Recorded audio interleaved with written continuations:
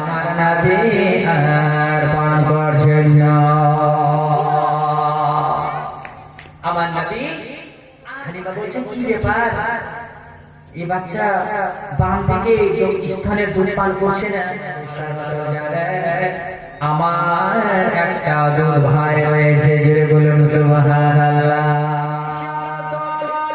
ডান দিকের স্তনের দুধ পান করলেন, বাম দিকের কিনার দুধ ভাই। এবার বুঝতে পেরে গেলে এটা বাচ্চা সাধারণ বাচ্চার মতো নয়, এটা বাচ্চা যে বাচ্চা হবে এমনই চমৎকার, যার কোনো তুলনা নাই।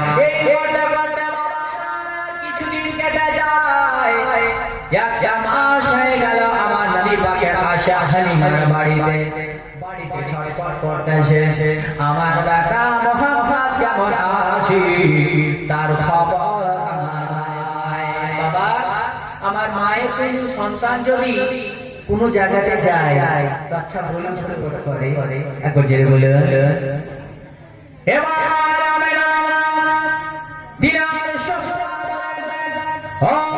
আমার শেষের বাবা, আমার ছেলে আব্দুল, তোমার ছেলে আব্দুল্লাহ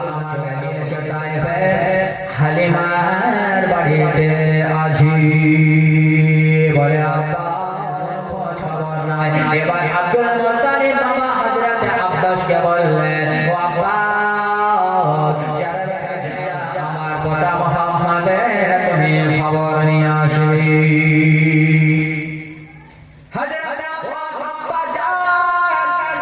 আমি মক্কা থেকে গায়ে যাব, ওই তায়েফ যাব,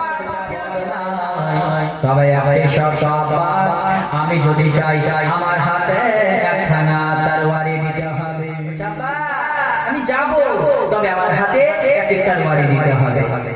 বলে তুমি আমি এত দূর সফর করে যাব, যদি কোন রকমে আমাকে রাস্তায় আক্রমণ করে নাই, আমি কি করে যাব যদি না থাকে আব্বা, আমি কেমন করে আমি সহ্য করব। এবার সঙ্গে সঙ্গে বলে দিলাম, ঠিক আছে ঠিক আছে, যাও যাও তরবারি নিয়ে নাও। আব্বা একটি বাবা তরবার নিয়ে নিল, একখানা তরবার মা আব্বাস নিয়ে নিল। পৌঁছে দেওয়ার পরে মেয়ের সঙ্গে দেখা,